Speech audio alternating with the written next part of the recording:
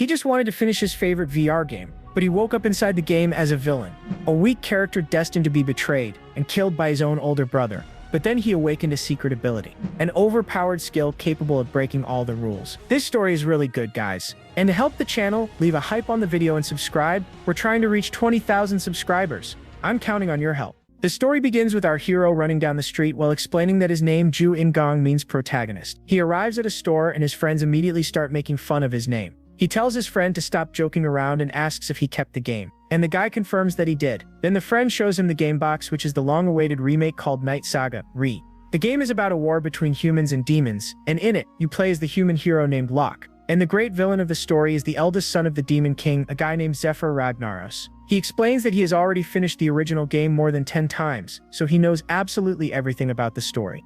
The big news is that this new version is the first one released with VR technology. With the game in hand, he finally gets home and goes straight to his room to start playing. He adjusts himself in the chair, connects the game cartridge to the equipment, and begins to put on the VR helmet. He inserts the game cartridge into the console and adjusts himself in the chair with the VR headset. With a smile, he says he'll take it easy and play for just 8 hours, diving into the game's initialization. A bright light covers everything, and when his vision returns, he finds himself staring at a strange ceiling. He appears sitting on a bed inside a tent and wonders if he's really entered the game. But then he notices something strange when he realizes his face now has pointed ears, which surprises him. Looking at his own body, he's shocked to see he's controlling a white-haired character he doesn't recognize. Suddenly, a deep voice comes from the tent entrance, asking if he's still sleeping in there. A giant orc opens the curtain and orders him to get out, saying they have a busy day ahead. He's amazed by the realism, praising the graphics, but the orc gets confused, not understanding what that means. Surprised, he realizes he can talk to NPCs, something that wasn't shown in the game's announcements. He asks the orc's name, who replies that his name is Karak, and is surprised that he forgot. Karak then hurries him, saying everyone is waiting for Prince Shutra, and that he should go quickly.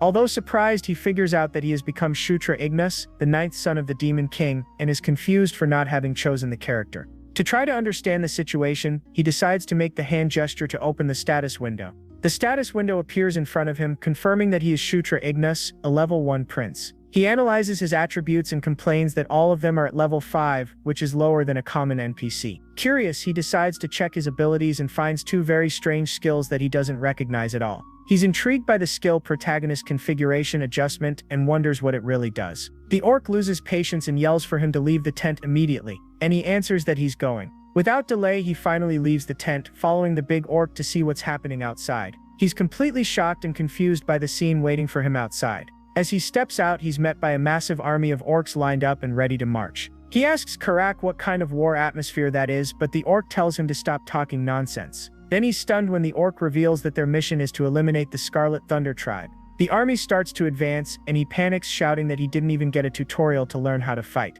Then he remembers that the Scarlet Thunder tribe rebelled, and he needs to deal with it alongside his brothers. He finds it strange to take only 10 people to war, but Karak corrects him, saying it's just a routine patrol. The orc becomes suspicious, asking if he ate something spoiled to be acting so strange. Already in the forest, he makes a hand gesture and manages to open a holographic interface of the game. He celebrates when he sees he's opened the minimap, deciding to keep it always active to make things easier. Shutra looks at the map and notices a hidden path, wondering if it could be a secret event in the game. Karak looks at his own map and complains that their normal route will take forever to cross. Then Shutra takes the lead and tells everyone to follow him because he knows a much faster shortcut. Even though suspicious, the group of orcs begins to follow Shutra through the alternate route he pointed out in the forest. The path turns out to be very difficult, forcing the whole group to climb a steep rocky cliff. Shutra becomes completely exhausted from the physical effort, sweating and gasping because of his low level. After much effort, they finally reach their destination, a giant stone door hidden in the middle of the woods. Karak is impressed and asks how Shutra found the place, wondering if he's a mage by any chance.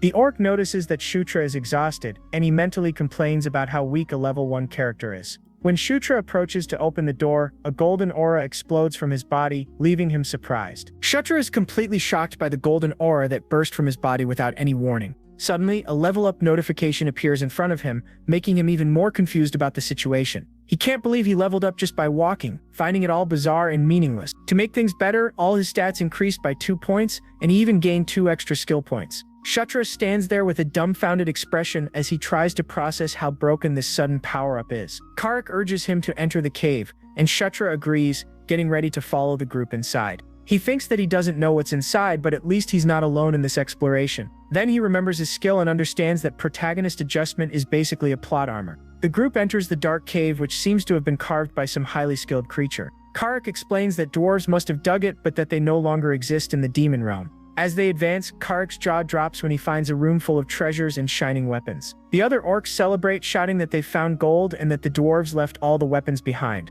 They start grabbing everything they can, even if it's heavy, while Shutra just silently watches the scene. But when Shutra tries to pick up the weapons, several error messages appear saying he doesn't have a high enough level. Even so, he decides to take everything and starts looking for a way to store the items in his inventory. Shutra focuses, and with a simple thought of take, he manages to make an item disappear and go into his inventory. He realizes the system is simple, he just needs to touch and think about taking something to store it. While storing items, Shutra looks at the map and is startled to see several red dots suddenly appear. Sensing imminent danger, he shouts desperately for the orcs to fall back, leaving them all confused by the order. Out of nowhere, a red crack appears on the cave wall, indicating that something bad is about to happen. The wall explodes with sinister energy, revealing the arrival of Kai-chan and his Scarlet Thunder tribe, ready for battle. Kai-chan wastes no time and immediately orders everyone to be killed, making his warriors charge at full force. The battle begins with orcs clashing, and Shutra stands there in the middle of the chaos with a sword in hand. He doesn't know what to do, but then he gets the idea to at least try to steal kills to gain EXP. Shutra then joins the fight, taking advantage of an enemy already being attacked by one of his orcs. With a shout, he leaps with all his strength at the red orc, trying to deliver the final blow.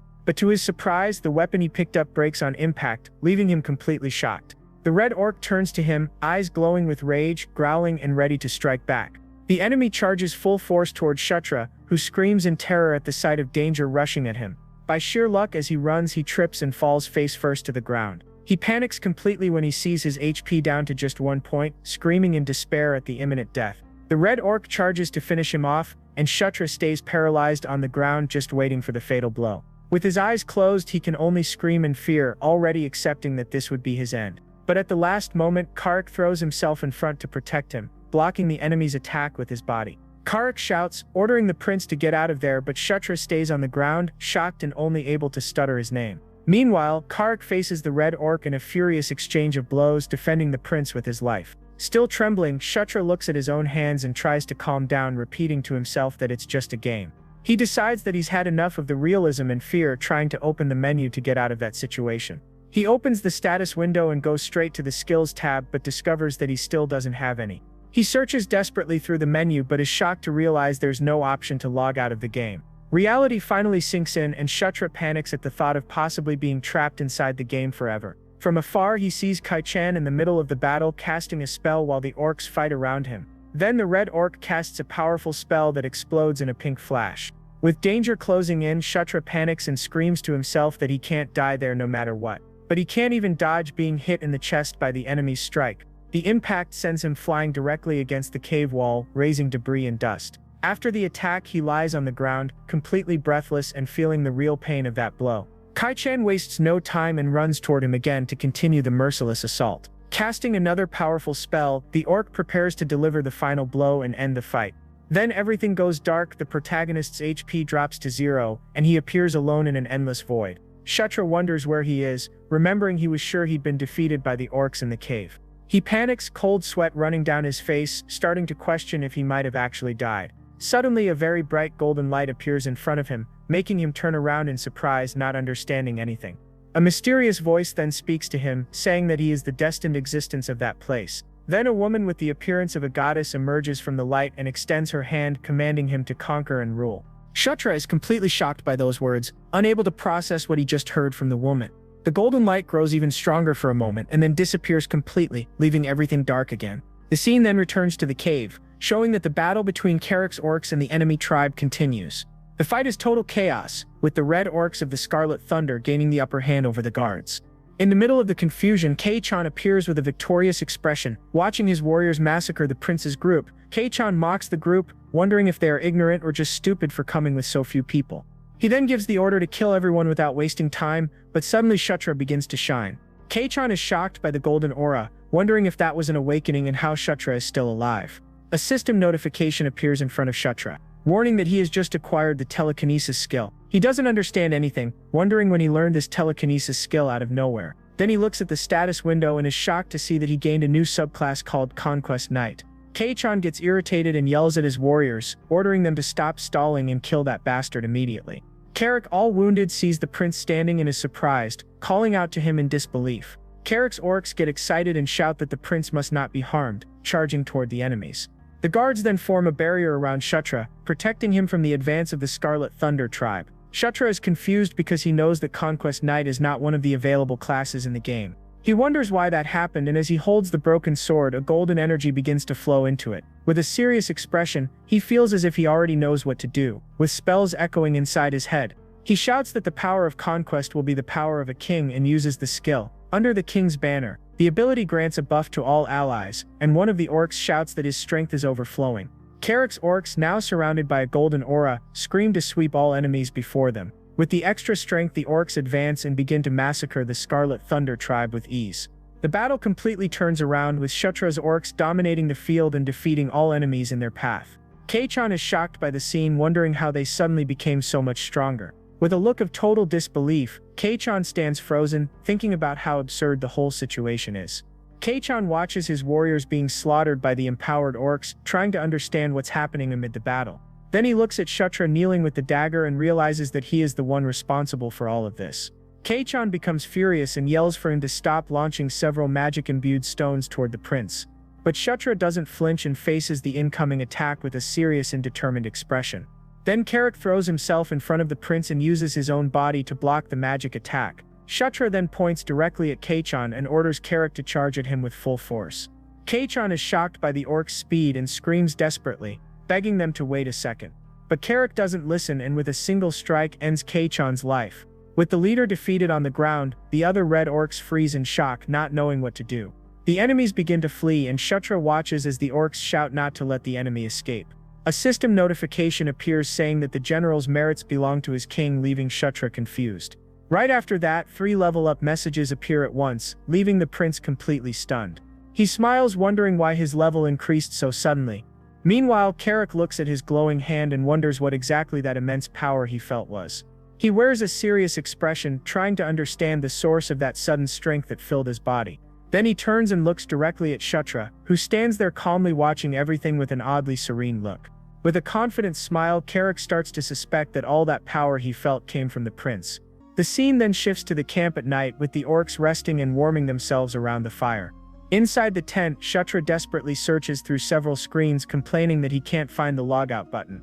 Sitting on the bed, he holds the menu and tries to calm himself, repeating that he needs to stay calm. He starts to think and comes to 2 possibilities, the first being that he's trapped in virtual reality. The second possibility, which even he finds insane, is that none of this is a game but rather the real world. He remembers the stories he read, thinking he might have entered the game world or a place similar to it. Kshatriya lists the evidence, such as the hyper-realistic environment and the NPCs who can talk to him normally.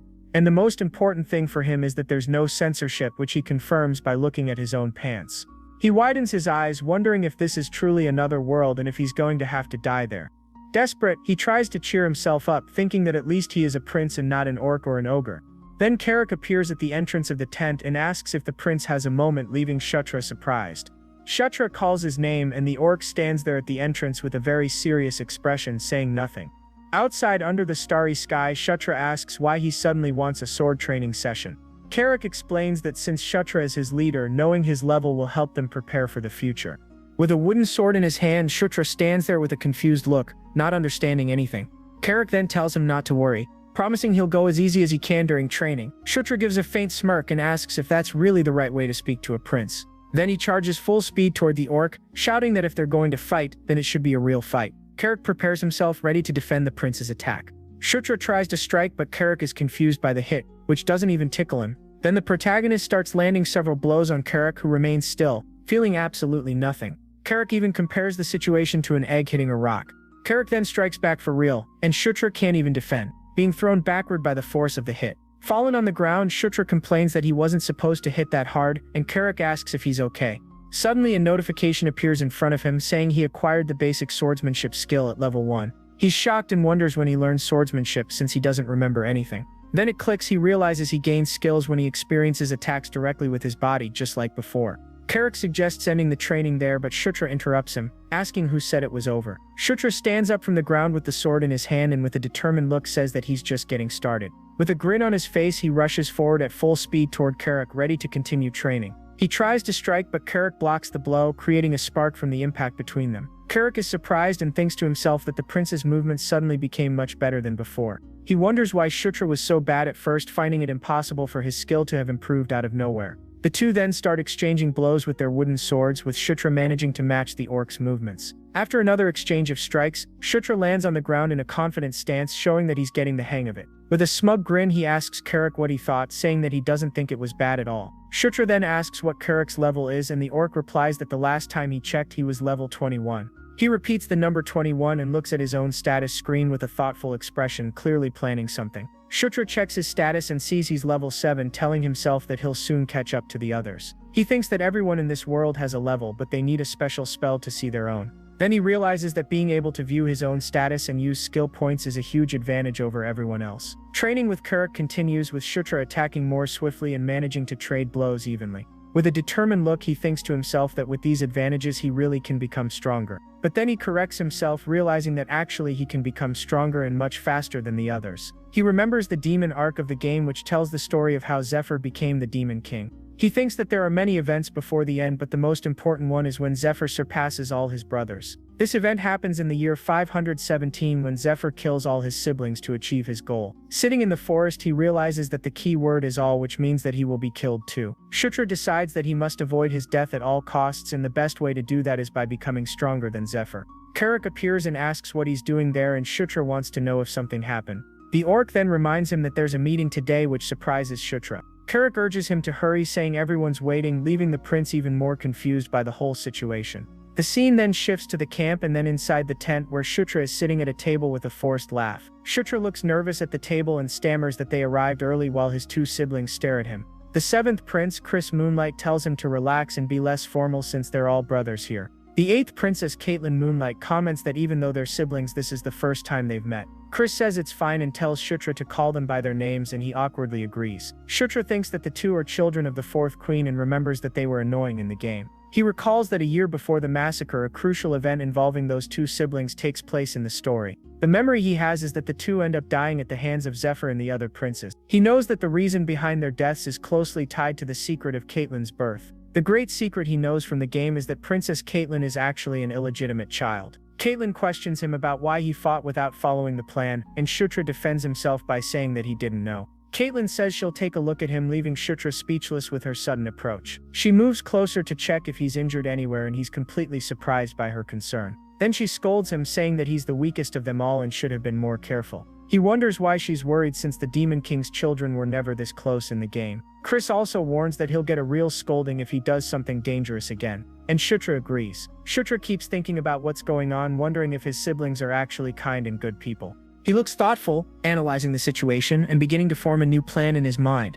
He remembers that lycanthropes use aura and thinks he can learn it if he uses the same method as with skills. Shutra then turns to Chris and says that he has a favor to ask, surprising his older brother. With a smile and sparkling eyes, he points at his brother and sweetly asks him to hit him. Chris and Caitlin are completely shocked and speechless at their younger brother's bizarre request. Even outside the tent, a startled shout echoes, showing the total confusion of the two siblings. The scene shifts to a desolate place where a bloody battle between red creatures suddenly erupts. The fight is a total massacre, with explosions everywhere and bodies scattered across the battlefield. Amid the chaos, a giant red warrior in heavy armor spins and strikes several smaller enemies. The smaller creatures roar a war cry while a mysterious leader with a glowing eye watches the slaughter. The giant warrior delivers a devastating blow to one of the enemies, who screams in pain as he's thrown aside. He's then attacked, but the hit he takes only leaves a small scratch. The warrior looks at his attacker with a cold and merciless expression. The much smaller enemy looks up in pure terror, squealing in fear at the looming danger. The giant warrior roars and smashes the ground with a powerful strike, sending up dust and debris everywhere. Their leader shouts to kill everyone, promising a reward to whoever gets the most kills in battle. Encouraged by the promise, an army of green orcs charges fiercely at the enemies, roaring in fury. The battle explodes into total chaos, with both armies clashing on the open field. Suddenly everything goes dark and Shutra appears alone in a void, completely confused by the change of scenery. A woman with the appearance of a goddess emerges in a golden light and Kshatriya seems to recognize her. Suddenly Kshatriya finds himself surrounded by several mysterious silhouettes in the darkness, recognizing no one. He wonders who those people are since he doesn't remember any of those characters from Night Saga. The same woman from before appears behind him, and he turns around in shock, not understanding what she's doing there. Kshatriya is stunned by the situation, and suddenly a very bright golden light engulfs everything around him. Kshatriya wakes up lying on the bed, not understanding anything, staring at the ceiling and wondering what happened. He sits up with his hand on his head, questioning if everything he saw was just a dream. Suddenly Carrick appears beside him and asks if he's awake, startling Kshatriya completely. He jumps back in fear and complains about the scare, but Carrick just looks at him and says that he seems fine. Then Carrick turns his back and asks why he asked the princess to hit him, saying that he kept insisting. While Carrick talks, an aura of power begins to glow around Kshatriya, leaving him surprised by the sensation. A notification appears saying that he has obtained aura level 1, and he sits there feeling the power and celebrating. Carrick is surprised and asks if it's really possible to awaken aura just by getting hit, and Kshatriya confirms that it's kind of like that.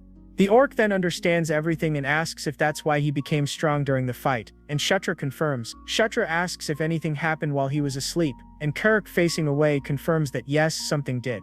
Carrick reports that the main force also defeated the tribe, and Kshatriya, confused, asks what main force he's talking about. Kshatriya thought it was just them, but Carrick explains that the tribe is huge and Kshatriya asks who was in command. The orc then reveals that it was General Bandal, leaving Kshatriya completely shocked to hear that familiar name. He remembers that Bandal is one of the strongest and that he really liked him when he played as Zephyr. With wide eyes, Kshatriya has an epiphany and realizes that this could be the great opportunity he needed. He remembers that Bandal only becomes Zephyr's subordinate in the year 515, which means he's still free.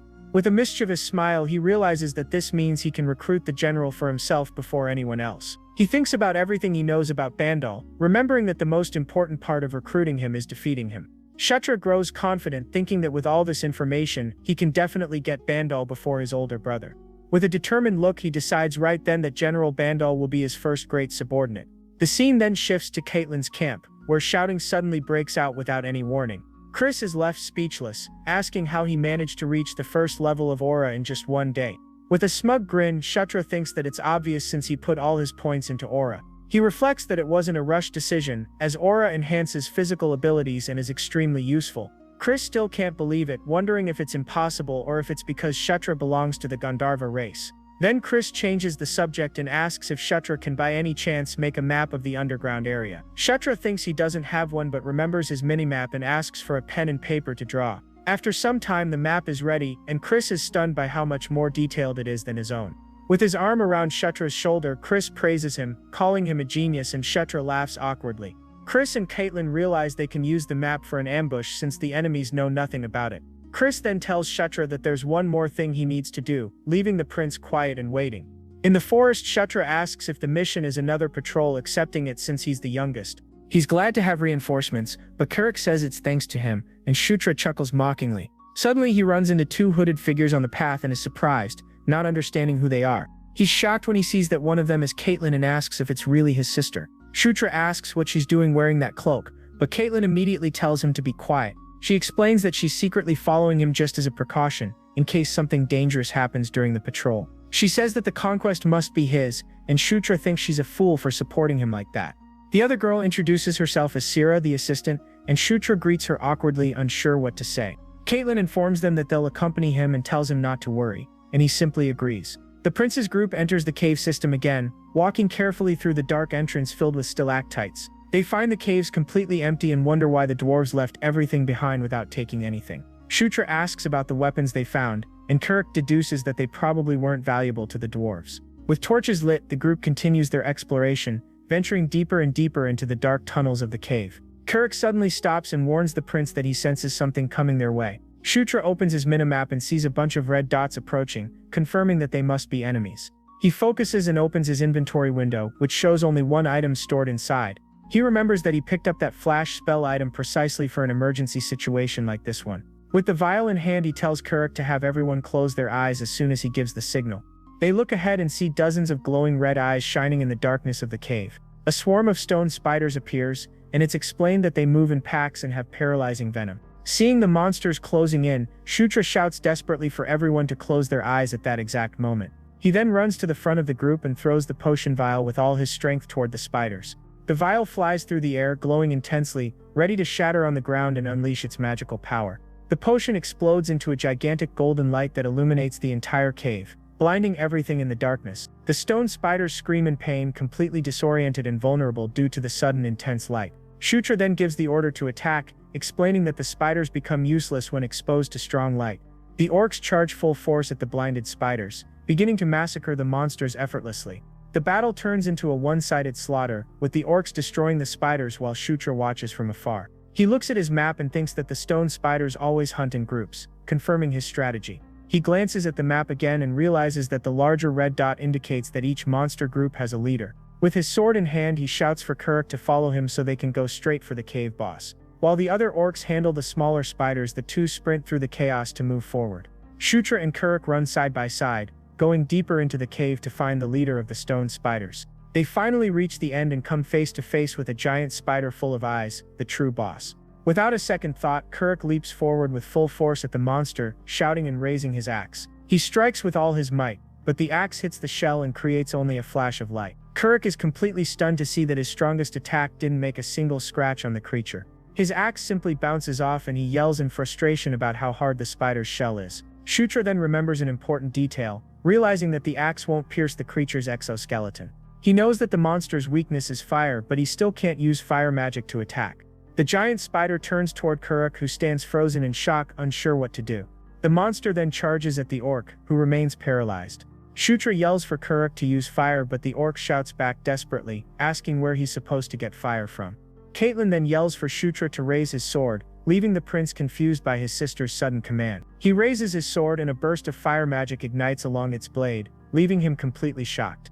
Caitlin appears surrounded by a magical aura and asks if that's enough. The giant spider charges to attack Shutra, who stands there holding the flaming sword in his hand. With a determined look, he prepares to strike the giant monster. The spider's attack hits the spot where he was, causing an explosion that sends debris flying everywhere. He manages to dodge and charges straight toward the giant spider, delivering a powerful blow. He uses the burning blade skill, unleashing a wave of fire that completely engulfs the giant monster. The flames roar with tremendous force, burning everything in their path with intense heat. After the attack, he stands still, watching the result, amazed by the power he just unleashed. Suddenly, a golden light envelops him, and 2 level-up notifications appear, showing that he has grown stronger. He opens the status window and celebrates as he sees that he has finally reached level 9 with this victory. Then Caitlin appears and asks what that light was, leaving Shutra embarrassed and unsure how to answer. He makes up an excuse, saying it was a blessing from his race, and Caitlin seems to believe his lie for now. She asks how he knew how to fight, and he lies again, saying he read about it in books, hiding his knowledge of the game. At that moment, Kuruk calls the prince's attention, pointing at something deeper inside the dark cave.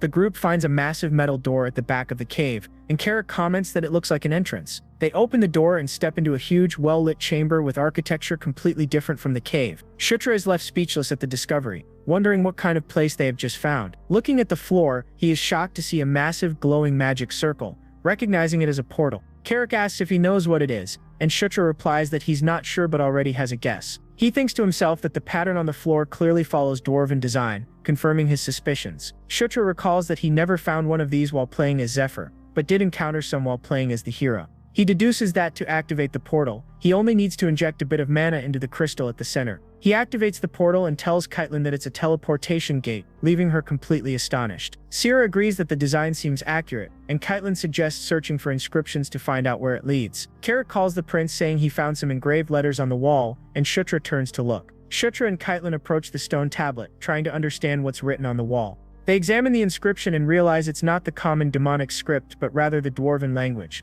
Caitlin asks Kuruk if he can read it, but the orc replies that he has no idea how to read dwarven. She then turns to Sierra and asks if she can, but the assistant also says she can't read it. Out of nowhere, Shutra begins reading the inscription aloud, leaving Caitlin and Sierra completely stunned. He continues translating, revealing that the portal connects to portal number 3, shocking everyone even more. Then it hits him, and he's shocked himself, wondering how in the world he can read the dwarven language. A system notification appears, informing him that he has learned the dwarven language skill, and he's astonished by it. Kuruk asks if he can really read it, and Shutra with a grin confirms that yes, he can. Caitlin asks since when he can read Dwarven and wants to know what else is written on the tablet. Shutra replies that the inscription says the portal will activate if mana is infused into it. Caitlin asks him to infuse the mana, but he questions why she doesn't do it herself. He lies, saying he doesn't know how to use mana properly, so Caitlin agrees to do it for him. Caitlin places her hand on the crystal, which begins to shine brightly with her mana. The crystal orb glows with a blue light, fully activating the ancient portal's magical mechanism. A holographic map of the mountains appears, and Caitlin is shocked to recognize the Gishka Mountains. Shutra explains that the point marks their current location and that the other portal leads to more dwarven tunnels. Carrick realizes that this is perfect for launching a surprise attack, and Shutra confirms the plan with a smile. Shutra decides to stop there to discuss everything with his brother, and the rest of the group agrees to return. Back at camp, Chris is completely stunned to hear that they found a portal in that place. He hugs Shutra tightly, calling him a blessing, while the prince awkwardly smiles, embarrassed. Chris then offers a reward, saying he'll give Shutra anything he wants to ask for. Shutra tries to refuse, but Chris insists that as the leader and older brother, he truly wants to reward him. Seeing that his brother won't give up on the idea, Shutra stays silent for a moment, thinking about what to ask. He then asks if he can request something a bit unusual, making Chris even more curious. After hesitating a little, Shutra finally asks him to teach the powerful martial art of the beast god. Chris is completely stunned by the request, staring at his brother with a dark, serious expression. Shutra explains that he's not good with weapons, but that learning a fighting technique would be different. It is explained that this martial art is an S-rank technique passed down by the royal family of the Lycans. Shutra already starts to back off, saying he understands if the request is too much and that he expected that answer. But to his surprise, Chris agrees to teach him, leaving Shutra completely shocked and speechless. Chris explains that of course he can't teach the family's secret techniques, which is to be expected. Shutra gets all excited, asking if he's serious, and Chris confirms that at least he can teach him about aura. Chris then asks if that gift is good enough, and Shutra just stands there, unable to respond. Seeing his silence, Chris assumes he didn't like it, but Shutra immediately denies it, shouting that it's perfect. Chris then calls Shutra's name, making the younger prince look at him attentively. With a smile, Chris asks if from now on he can consider him a true brother. Shutra is completely taken aback by the question, repeating the word brother as if he can't believe it. He thinks about the weight of that word while Chris stares at him with a serious and meaningful expression. After thinking for a moment, and with a smile on his face, he decides that this is actually a good idea. With a firm handshake, Shutra and Chris finally seal their alliance, becoming true brothers. Chris and Caitlin stand side by side with a smile, happy about the new bond they just formed. Shutra then looks at both of them and thinks that from now on they'll work together to achieve their goals. A system notification appears, confirming that a normal alliance has been established with Chris and Caitlin Moonlight. The scene then shifts to the camp of the Scarlet Thunder tribe, showing the tents under an orange sky. Inside one of the tents, several red-skinned orcs are gathered seemingly in the middle of a meeting. One of the orcs says that someone wouldn't have come all the way there without a very clear purpose in mind. He then refers to a princess as the scene shows a glowing red magic circle on the ground. At the center of the circle, the sixth princess, Felicia Doomblade, appears bound and restrained, being held as a hostage. Back in his tent, Shutra analyzes his status screen and notices that his charisma attribute is much lower.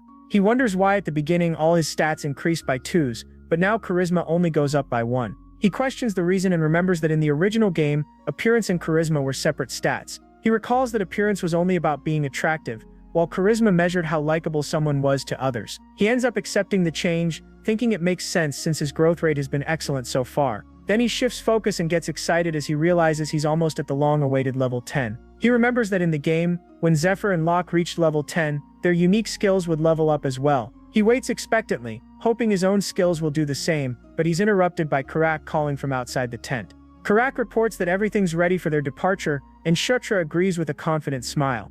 As they leave the tent, Karak comments that he seems cheerful, but Shutra brushes it off, saying it's nothing. Shutra and Karak regroup with the orc army, all lined up and ready for the next mission. With a confident and determined smile, Shutra gives the order for everyone to start moving toward the cave. The group travels through the mountains and finally reaches the entrance of the same cave they had found earlier. Chris's scout team, composed of lycanthropes, moves ahead and clears the path, defeating the monsters. With the path secure, the group runs through the dark cave, passing the fallen creatures and heading straight for the door. Shutra, Karak, Chris, Caitlin and Sierra finally arrive at the portal chamber, ready to begin the operation. They encounter 2 hooded scouts investigating the portal, and Chris asks if they've finished the analysis. One of the scouts confirms that the portal indeed connects to the Eska River, located in the Gishka Mountains. The other scout assures that the portal is functioning perfectly, praising the dwarves' solid craftsmanship. Satisfied with the report, Chris smiles and orders the group to begin moving. Chris's scouts activate the portal with their mana, making the crystal orb glow with a blue light. The portal opens, revealing a rocky landscape on the other side as the group prepares to cross. Shutra and Karak stand there staring at the portal in awe and admiration for the magic. He thinks to himself that he still can't believe he's seeing a real portal with his own eyes. Chris calls out for him not to stay behind, and Shutra quickly hurries to follow the rest of the group through the gate. The group finally crosses and emerges on the other side, a rocky canyon under a blood-red sky. Shutra looks around, confused, trying to get his bearings and understand where they've ended up. They reach the edge of a cliff and come face to face with a massive enemy encampment right below them. Chris smirks and comments that just as he expected, their camp is right there ahead. He estimates around 5,000 troops and says their top priority is to destroy the supply stockpile. Chris explains that the plan is for General Bondal to attack from the front while they burn the supplies from behind. But then Sira interrupts, saying that something feels very strange about the enemy camp.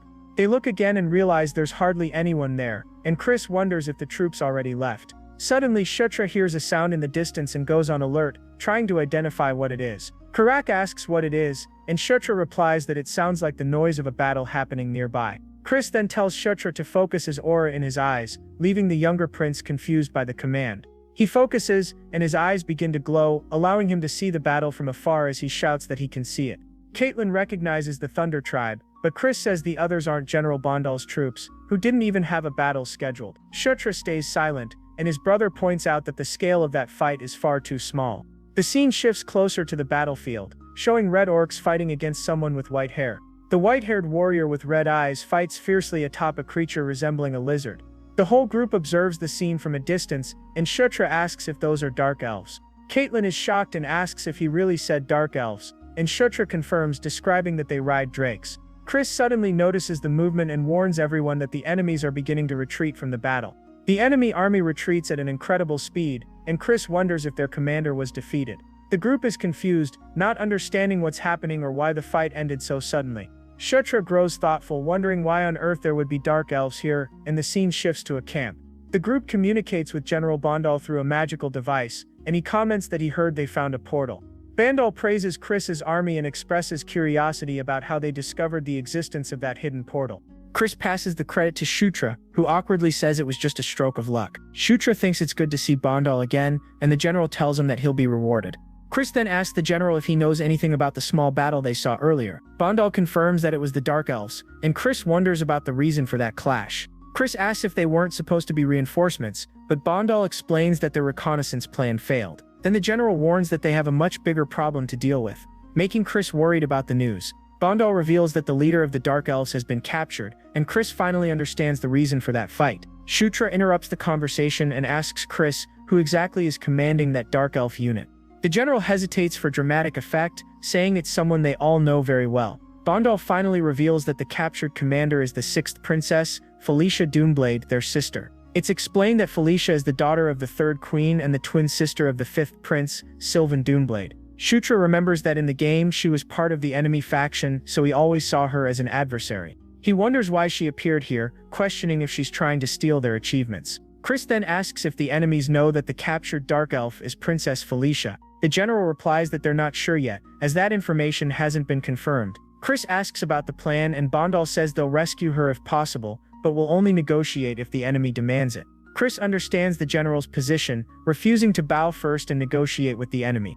Bondal ends the transmission, saying he'll gather more intel, and Chris agrees with the general's plan. The communication ends, and the group stands there processing the news that their sister has been captured. With a sarcastic grin, Chris comments that their brilliant older sister has ended up a prisoner. Caitlin says they need to save her, but Chris warns that it won't be easy. She grows worried when Chris says that if they attempt a rescue, they could suffer heavy losses. But then she gets angry and yells that they'll save her no matter what because she's their sister. Chris is left speechless by her outburst, sweating nervously and unsure how to respond. Shutra just watches as Chris says he understands her concern, but reminds her that the situation is complicated. Remaining silent, Shutra simply observes their exchange. The scene then shifts to their camp, showing the lycanthrope warriors on standby for the next command. Inside the command tent, Chris gathers everyone and explains that the attack plan is straightforward. He points to the map, saying that while Bondal draws the main force, their group will strike from the rear. Chris explains that he will cause chaos, while Shutra and Caitlin will each lead their own squads on the mission. Shutra asks if the mission is to rescue their sister, and Chris confirms, but only after burning the enemy supplies. Chris warns that if the mission becomes too dangerous, they must retreat immediately.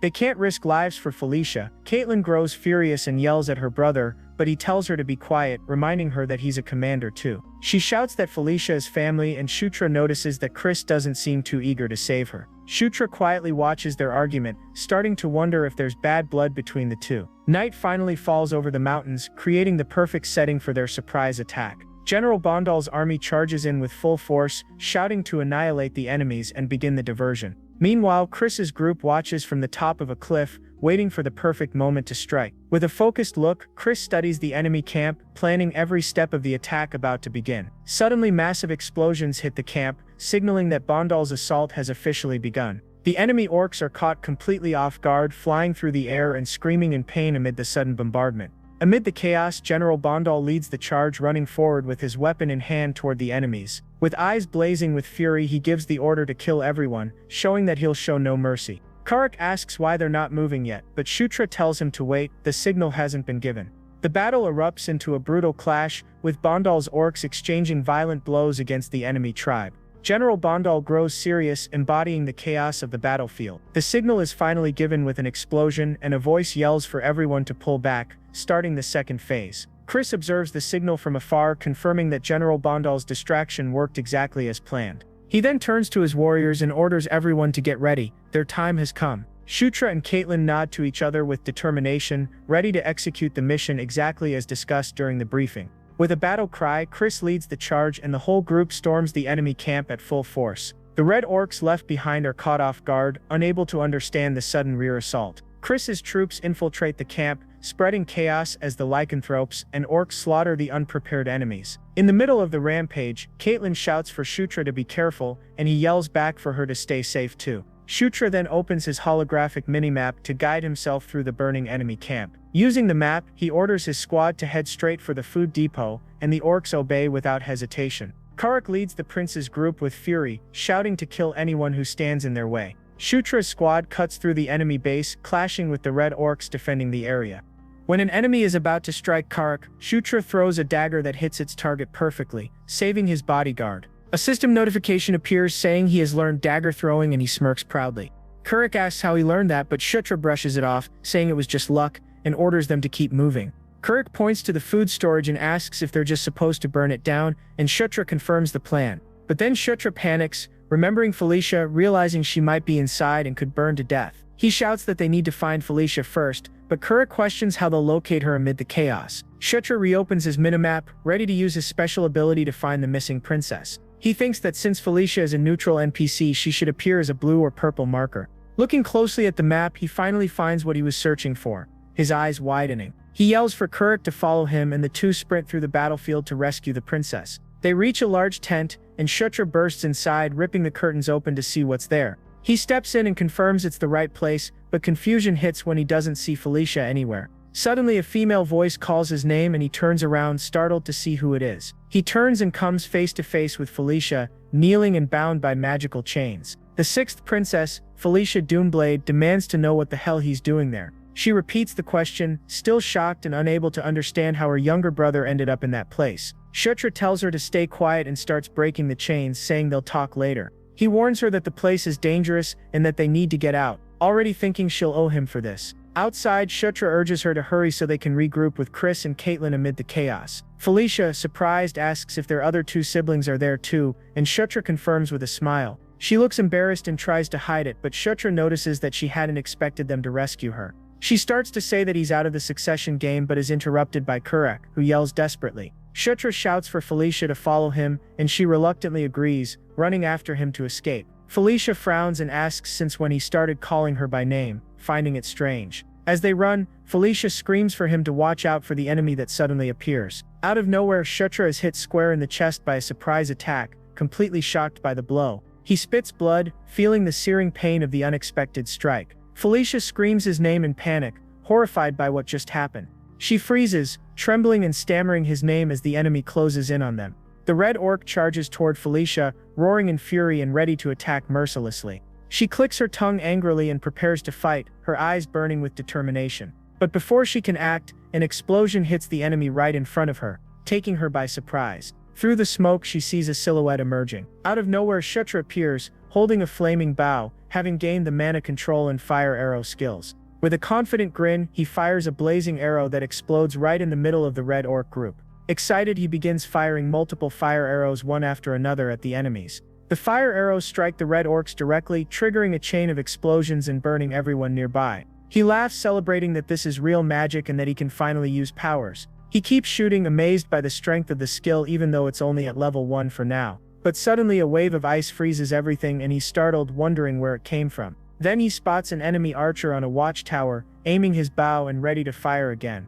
He realizes the man is targeting Felicia, who turns to ask if he's alright after the previous attack. He shouts for her not to come closer and pushes her away, saving her from the archer's next shot. Several ice arrows fly toward him, but he doesn't even think of dodging the incoming attack. He stands firm, wearing a serious expression, saying he won't move an inch because, with a wicked grin, he yells that the ice skill will be his and no one else's. The ice arrows hit him head-on, creating a burst of freezing energy that engulfs him completely. He's covered in ice but rejoices when he sees he's gained the ice arrow skill, confirming his theory.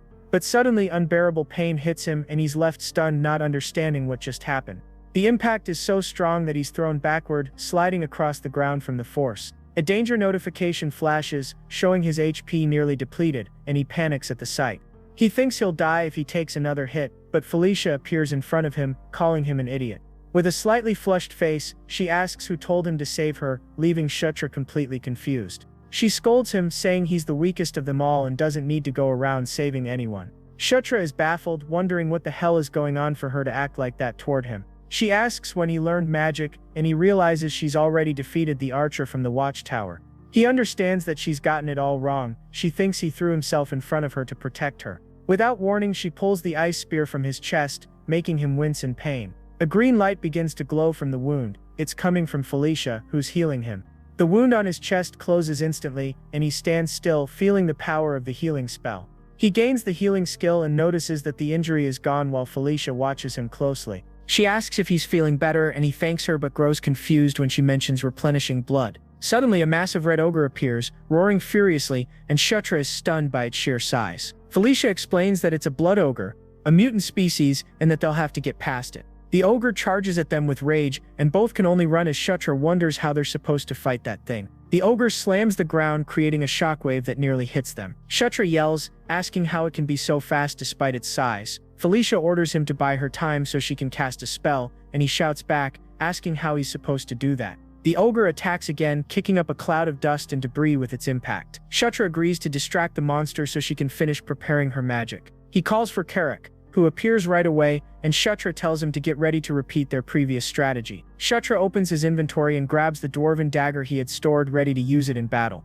He thinks that now that he's leveled up, he can finally use the dagger without it breaking. He grips the dagger tightly, feeling the weapon's power, and prepares to activate his special ability. With a determined expression, he kneels down and channels all his energy into the dwarven blade. He uses the skill Under the King's Banner, and a golden aura bursts from him, flowing directly into Karak. Karak is enveloped in the golden aura and feels his strength surge to incredible levels, roaring with the power he's received. The blood ogre is startled by the sudden burst of power, unable to understand where it came from. Karak charges at full speed toward the ogre, ready to use his new strength and face the giant beast head-on.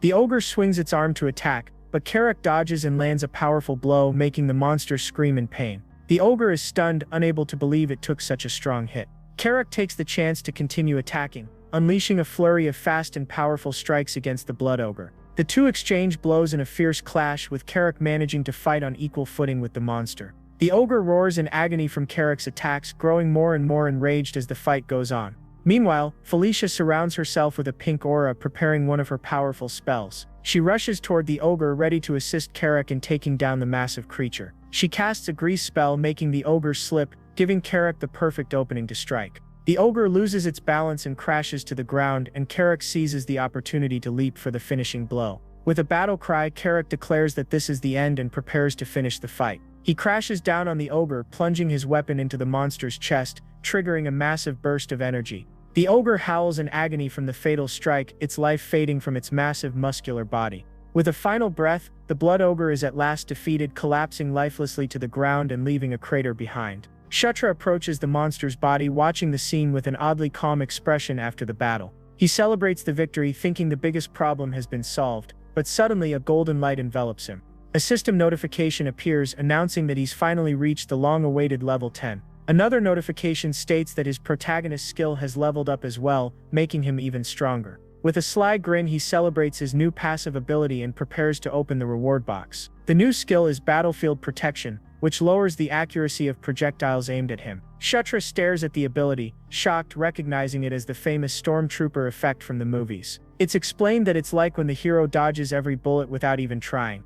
With a confident smirk, he realizes that he now has a true plot armor to protect him. But suddenly a horde of red orcs appears, screaming and charging toward them at full speed. Felicia yells at Kshatriya, snapping him out of his trance as they prepare to escape the oncoming enemies. Surrounded by the attackers, Felicia stands ready to fight, her expression fierce and determined to unleash her full power. She casts a wind spell, creating a massive whirlwind that sends all the red orcs flying away. Kshatriya stands in the middle of the storm, completely astonished by the strength of her magic. He analyzes her power, realizing it looks like magic but isn't exactly that. Then he notices glowing butterflies around her and understands that it's actually the power of a wind elemental spirit.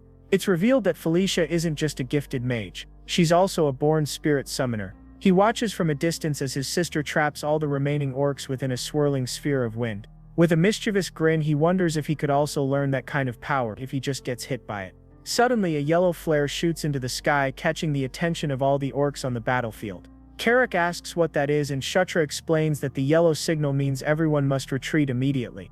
Kshatriya grows worried about the retreat order, wondering if someone important might be in danger. Carrick asks for orders and the prince commands him to gather all troops and pull back from the fight at once. He adds that he's going after Caitlin, leaving Carrick confused and surprised by the prince's decision.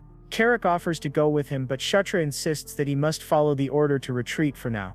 Then Felicia steps in, announcing that she'll go with Kshatriya, shocking Carrick even more. Felicia explains that she doesn't like leaving debts unpaid and wants the chance to return the favor he did for her. Carrick gives her a serious look, and the princess adds that she still has some unfinished business with those filthy pigs. The orc nods, telling them to be careful and that he'll wait above ground, while Kshatriya agrees. Felicia questions whether they really need to go, but Kshatriya reminds her of the retreat order, saying they'll just check the situation. She gives him a suspicious look and asks why he's so worried about Caitlin. Kshatriya awkwardly says it's because they're siblings, though he thinks to himself it's really because they're allies. Felicia crosses her arms, unconvinced, giving him a skeptical stare. She repeats his words with a mocking tone as the scene shifts to show the enemy camp in the distance. The next scene shows a group of red orcs charging, roaring, and ready to kill anything in their path.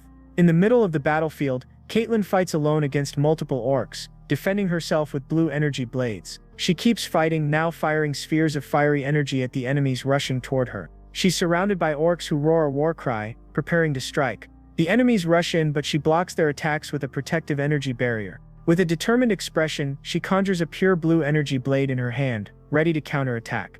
Then she releases her power, launching multiple energy blades that cut through all the surrounding orcs at once. Kshatriya and Felicia arrive in the middle of the battle, finding Caitlin surrounded by enemy orcs. With a smirk, Kshatriya thinks it's exactly as he expected. He never really needed to worry about her. Caitlin approaches and asks why he didn't retreat, and he stammers, saying he came to help even though he knew she didn't need it. She looks puzzled by his answer and starts to ask what he means, but gets interrupted mid-sentence. That's when she finally notices who's standing beside Kshatriya. Caitlin shouts Felicia's name and hugs her tightly, overjoyed to see her safe. She says she's so relieved that Felicia's alright, while Felicia awkwardly replies that she worries too much. Kshatriya watches the reunion with a grin, commenting that the two seem really close to each other. Suddenly he opens his minimap and is startled to see multiple enemy signals approaching their position. Caitlin warns that the enemies are coming and orders Kshatriya to move ahead while she and Felicia cover the rear. The group finally retreats and makes it back to the portal chamber where the others are already waiting for them.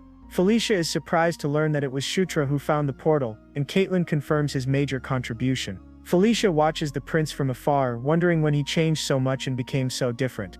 Back at camp, Chris greets them, saying he's relieved they all returned safely from the mission. Caitlin calls him brother while he stands tall and imposing, observing the group that just came back. Caitlin brags to Chris, saying she brought Felicia back safe and sound, but Felicia stays quiet.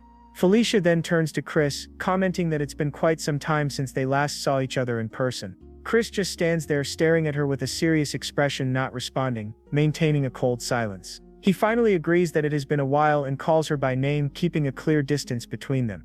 Chris informs them that General Bandal I as the enemy leader Yakujin retreated after seeing their garrison in flames. Shutra looks confused at the name Yakujin, and Caitlin reminds him that he's the chief of the Scarlet Thunder tribe. Felicia asks if Yakujin surrendered, but Chris explains that he only fled and might return to fight again later. Chris then announces that the next day they'll attack Karam's forces to prevent them from joining with Yakujin. He ends the briefing and directly asks Felicia how she ended up being captured by the enemy. She explains that she was researching nearby ruins and got caught while trying to help after hearing the battle. Chris looks at her with a distrustful gaze and asks if that story is really true. She grows irritated and demands to know why he's doubting her, asking if he thinks she's lying. The two stare at each other in tense silence, their eyes filled with suspicion, making the atmosphere heavy. Chris eventually gives up the argument, saying she must be tired and suggesting they end the day.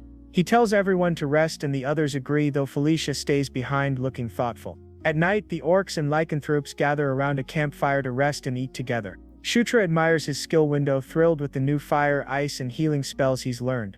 He sits alone in the cave thinking that only his aura feels truly useful until someone calls his name. Out of nowhere, Felicia appears at the entrance wearing different clothes and asks if she can come in, catching Shutra off guard. He asks what she's doing there so late at night, but Felicia just stands in silence. Then she starts walking toward him, calling his name again, making Shutra tense up. Suddenly she grabs his clothes, leaving him completely shocked and unable to understand what's going on. With a faint blush on her face, she steps closer and asks if he can take his clothes off. She repeats the request for him to take them off, leaving Shutra even redder and utterly confused. Flustered, he stammers, asking what the hell she means by that. She insists, referring to his clothes, and Shutra, still puzzled, asks why he should do such a thing. She then explains that she wants to heal him properly, since what she did before was only first aid. Without his shirt, he receives her healing magic, feeling slightly disappointed that it wasn't what he imagined at first. Felicia asks why his body was glowing earlier, and he brushes it off, saying it happens sometimes. Then he changes the subject and says he has an important favor to ask, piquing Felicia's curiosity. With a mischievous smile, he says it's a favor only she can do, making her suspicious. Moments later, his status window shows new healing spells: Cure, Antidote, and Cleanse. Now dressed again, he stands with a satisfied smile, enjoying how great the experience felt.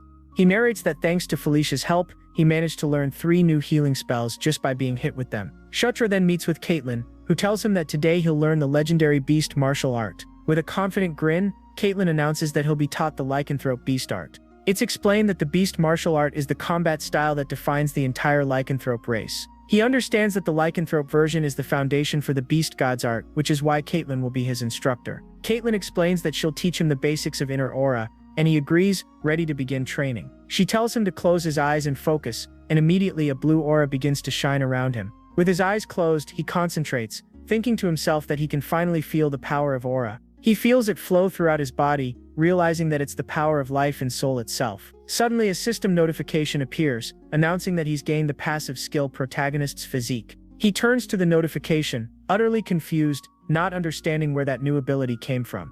The skill's description says it increases training efficiency and unlocks greater power as it levels up. He's shocked by the new ability, realizing he just gained another overpowered skill. He compares it to the passives of Zephyr and Locke, realizing it's on the same level as theirs. He realizes that the new ability will unlock greater powers as it levels up, working like an upgrade system. With a wicked grin, he gets excited, celebrating as he finally understands what it means to be the true protagonist. Then Caitlin scolds him, telling him to focus, and he apologizes awkwardly. She says the real training starts now, and he nods, saying he's ready. He channels his aura into his hands, and immediately he learns the beast art, gaining the new skill. Caitlin is astonished by how quickly he picked it up, while he just stands there, mesmerized by the power. He looks down at his hands, feeling as if he's holding deadly weapons, fully grasping the strength of the technique. Just as Caitlin is about to teach the next move, a guard bursts into the room, shouting that it's an emergency. The scene shifts to the war room. Chris informs everyone that Karam's troops have vanished completely from the map.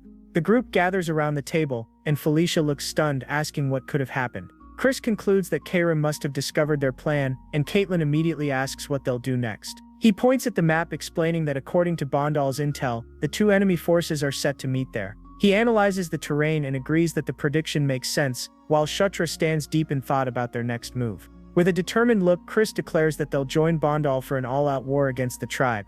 The scene then cuts to the main camp of the Scarlet Thunder Subjugation Army, showing rows of tents under a tense sky. General Bondal, a massive red orc, appears, welcoming Prince Chris as he arrives. Chris greets him with a smile, saying he hasn't changed a bit and that it's been a long time. Shutra watches the exchange quietly while Chris asks about his subordinates. Bondal assures him they're all fine. Shutra thinks to himself that Bondal was the character he used the most in the game, which is why the face feels so familiar. He steps forward and introduces himself to General Bondal, who just stares at him silently for a moment. Finally, the general extends his hand and formally greets him as the 9th prince of the Demon Kingdom. Suddenly, the mysterious goddess appears, floating within a golden light, her eyes glowing in 2 different colors. Then the scene shifts. The goddess stands facing a warrior engulfed in crimson flames, who looks like an older version of Chris. The flame-armored warrior stands still, radiating a menacing aura, her burning figure dominating the battlefield.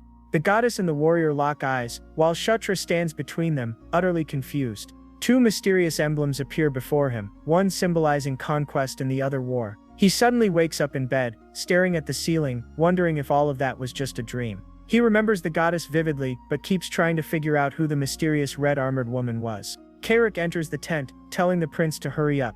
It's time. Shutra steps out with him, walking through the chaotic camp where orcs rush around carrying supplies for the upcoming battle. With a serious face, he reflects that he's been assigned to fight on the left flank of the army. The formation is set, Bondal leads the center, Chris commands the right, and the Dark Elves guard the rear. Time flies, and before he knows it, Shutra is standing in the middle of the battlefield. He's surrounded by thousands of soldiers as the enemy army charges toward them.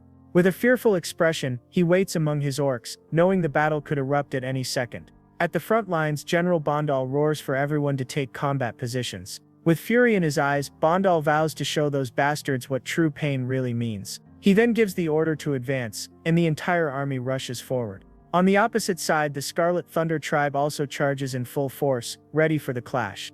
The enemy leader laughs wickedly as he watches Bondal's army approach, calling them fools. Then, out of nowhere, a massive explosion detonates in the center of the battlefield, catching everyone off guard. Bondal's face twists in shock as he yells, demanding to know what's happening. Suddenly, a colossal, terrifying mammoth appears, a swamp mammoth, leaving the general speechless. Bondal breaks into a cold sweat as he recognizes the creature, shouting its name in disbelief. More explosions erupt across the battlefield, plunging Bondal's army into chaos. The bombardment doesn't stop, blasting through the ranks and sending orcs flying through the air. In the middle of the confusion, Shutra and Karik stand frozen, stunned by the ambush. Cold sweat drips down Shutra's face as he realizes they've fallen into a trap.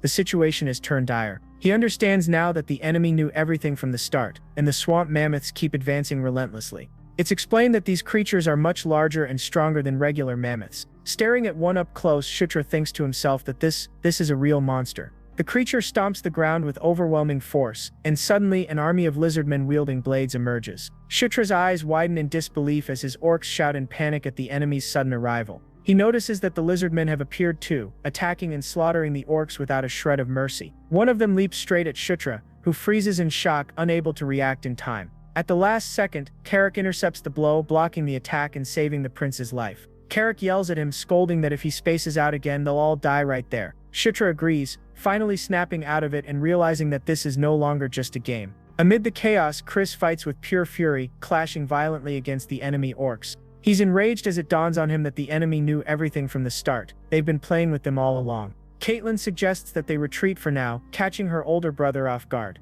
She explains that if they keep pushing, the losses will only grow, and they could all be wiped out. She insists he must decide immediately because the time to withdraw is now. One of Chris's lycanthropes shouts across the battlefield, ordering all troops to listen for commands. Chris orders the mages to form a defensive line to buy time while the rest of the army retreats. With a desperate cry, he commands everyone to survive and return alive, forbidding anyone from dying in battle. The scene shifts back to the camp where wounded orcs are being treated inside large tents. Inside one of them, Chris blames himself for the defeat, admitting he was too complacent and should have suspected something sooner. Bondal tells him what's done is done. They can only retreat now or request reinforcements from the royal castle. Chris agrees, saying he won't drag his soldiers to their deaths just for the sake of pride or glory. As they prepare to call for reinforcements, Felicia interrupts, saying she might have a way to turn things around. She explains that the reason she came to this region was to explore ancient ruins hidden in the mountains. Shutra recalls that Felicia was an excellent mage, but in the game her specialty was exploration and archaeology. She spreads an old map across the table, ready to present her plan. Felicia reveals that she's been searching for the ruins of the Earth Dragon, a site that dates back over 1,500 years. She tells them that the dragon Enkidu was born from magma and used powerful guardians to protect his sacred treasures. Continuing, she explains that the mountain dwarves once served as those guardians and forged legendary weapons to defend the dragon. Felicia unveils the name of the weapon, the Anvil of Thunder's Rebirth, capable of controlling chimeras and casting massive-scale magic. She describes it as a weapon of war that can command artificial beasts and unleash devastating spells. With a resolute expression, she declares that finding this relic is their only real chance to turn the war in their favor. Felicia explains that this was the true purpose of her journey here, prompting Bandal to ask if she knows its location. Chris frowns in disappointment when she admits she doesn't, saying that information alone won't help them. He argues that he can't risk everyone's lives on a treasure hunt when they don't even know when the enemy will strike again. Felicia grows furious at his response, shouting in outrage at his lack of trust in her plan. Shutra steps in, confidently declaring that the anvil is in that region of the mountains.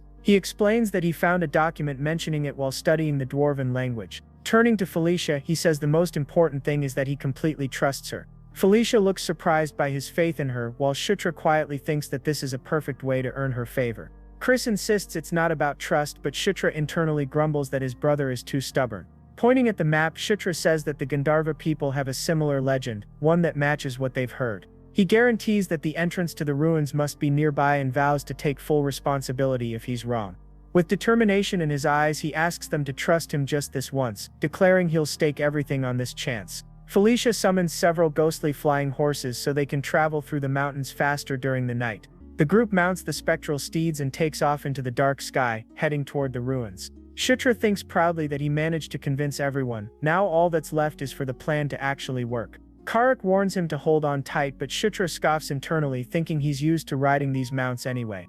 While flying, he opens his holographic minimap to guide them toward the exact location. At this pace, he calculates they'll reach the entrance in about an hour, the map making navigation easy. He figures the real challenge will be leading everyone there naturally, without raising suspicion. With a focused expression, he starts thinking of a way to pull it off smoothly. He realizes he's got 1 hour to come up with a plan, and somehow he will make it work. Suddenly, an idea hits him, and he starts explaining his wild, improvised plan to the group. Caitlin and Carrick stare at him, completely lost, not understanding a single word of what he just said. Inside, Shutra panics, realizing that nobody bought the fake explanation he just came up with. But to his shock, Felicia says she understood everything and tells him to lead the way. He's stunned that the bluff actually worked, but quickly hides it and orders everyone to follow him. Meanwhile, Felicia watches from behind, her expression serious and her eyes sharp with suspicion. Carrick mutters that they followed the prince all the way out here, only to find themselves at a complete dead end. The group stands before a massive cliff, realizing there's nowhere else to go. Carrick asks if he's sure this is the place, but Shutra just gives a smug little grin without answering. Then he says he never mentioned they'd be going through the entrance, leaving Carrick completely confused. He turns to Caitlin and tells her to break through the cliff wall, saying he's counting on her strength. Caitlin agrees to try, while Felicia begins to piece together what Shutra is actually planning. Felicia asks if he's implying that the anvil is hidden inside the entire cliff. With a sly smile, he explains that breaking through there is a shortcut. They'll bypass all the dungeon's guardians. Felicia calls him an idiot, asking how exactly Caitlin is supposed to punch through a cliff that thick. She asks if he thinks Caitlin is some kind of siege weapon, leaving Shutra momentarily speechless. Then Felicia gathers a surge of blue magic in her hands, preparing a powerful spell. Smirking, she says that ruin explorers are experts in demolition, especially when it comes to large-scale explosions. She fires a massive blast of energy straight into the cliffside, detonating it with a thunderous explosion. The impact tears through the rock, sending debris flying and opening a huge hole in the wall. Once the dust settles, a new passage is revealed, the hidden entrance to the ancient ruins. Felicia stands there, shocked beyond words, unable to believe what she's seeing.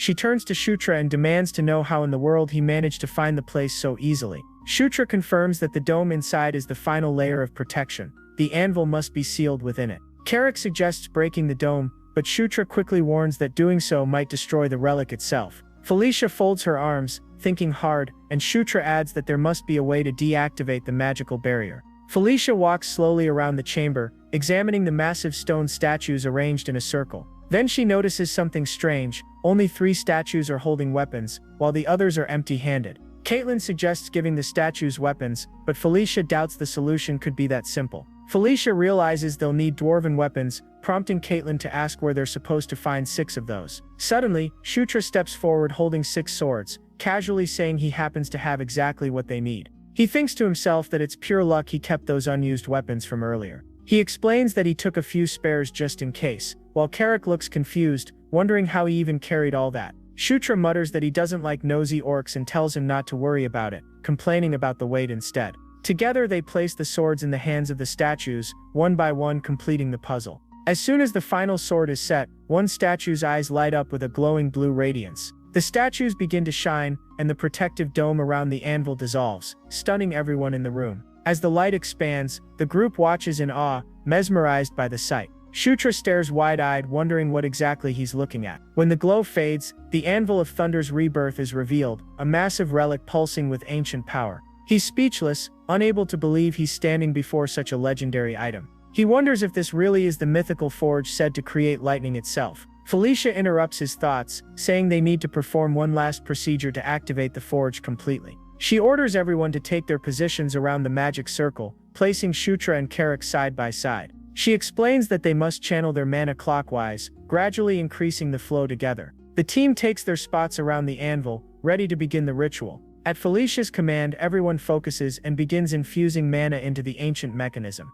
A blue energy starts radiating from all of them, converging into the anvil's core. She yells for Shutra to pour in more mana, and he complies instantly. Tightening his focus, she praises him and urges everyone to maintain concentration, warning them not to drop their guard. The energy intensifies. The anvil glows brighter and brighter, clearly responding to the ritual. It begins absorbing their power faster, the chamber vibrating from the surge. Shutra pushes himself to the limit, blue arcs of energy crackling around his body. With a determined look, he channels every drop of mana he has to awaken the anvil. Suddenly, a massive beam of energy strikes down from above, detonating right in the middle of the ritual. The blue light vanishes, and everything changes. Shutra blinks, finding himself in a strange place surrounded by dwarves. A massive clawed foot slams onto the ground, signaling the arrival of a powerful creature. An army of dwarves and several mammoths stand ready for battle, mirroring the army he commanded before. Shutra frowns, staring upward, trying to understand what he's witnessing. He stands there among the dwarves, looking serious and resolute, as a mysterious voice begins to echo around him, speaking of his loyal subjects.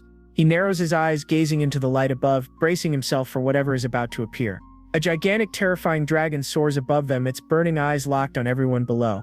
A commanding voice echoes through the air, ordering its followers to protect the nest of the great Enkidu, as the image of a molten dragon materializes in the sky. Shutra's eyes widen as the voice speaks of the border between the demon realm and the human world. The voice then reveals that the dragon Enkidu is the guardian of the gate separating both worlds. Shutra jolts awake on the cavern floor, drenched in sweat and completely exhausted after that overwhelming vision. He mutters to himself, realizing that he truly saw the black dragon Enkidu, the legendary earth dragon. Felicia approaches and asks if he saw the same vision she did. She describes a massive black dragon with lava running through its veins, confirming Shutra's vision. Carrick nods as well, saying he saw the dragon too. Apparently, everyone shared the same vision. Felicia agrees, while Shutra looks around, confused and unsure what any of it really means. Then she turns to the anvil with a determined expression, ready to uncover the truth. Felicia declares that the only way to find the answer is to use the forge and prepares to begin. She steps forward and touches the anvil with her fingertips. A surge of pink, shadowy energy erupts from the relic, engulfing her completely. She struggles to withstand its power, her body trembling under the pressure. Shutra shouts her name, running toward her as the energy lashes violently. He tries to stop it with his hand, but the force is overwhelming. Felicia screams for it to stop, but the energy only grows stronger until it explodes in a blinding flash. A massive wave of light fills the entire chamber, shaking the ground. Caitlin and Carrick cry out in terror, shouting their names as the shockwave engulfs everything. Shutra's scream echoes through the chaos, his voice mixing with the sound of crackling energy. A mysterious voice begins to speak about the dragon's mana, about conquest and the right to rule over all. As the light fades, Caitlin and Carrick find themselves surrounded by an ominous pink aura. They look down and see Shutra kneeling, a dark, swirling energy pouring from his body. He's holding a hammer, his figure wrapped in the same sinister light. With one eye glowing a violent pink, he raises his head and stares straight at them. Someone whispers his name, trembling. The scene cuts to the green orc encampment. A red orc peers through a spyglass, observing Shutra's group from afar, hidden behind the rocks. Yakujan, the chieftain of the Scarlet Thunder tribe, grins wickedly, mocking them for thinking they could hide unnoticed. One of his warriors asks if they should attack now. Yakujan smirks and gives the order. His army of red orcs roars in response, preparing to strike. With fury in his eyes, Yakujan commands them to annihilate the remaining demons. The scene shifts to Chris and Caitlyn's troops, hidden among the cliffs, now surrounded by enemies. Without warning, a rain of fireballs falls from the sky, exploding violently across the battlefield. The explosions send shockwaves through the ranks, scattering orcs in every direction. Screams of pain echo as the red orcs descend upon them with savage fury.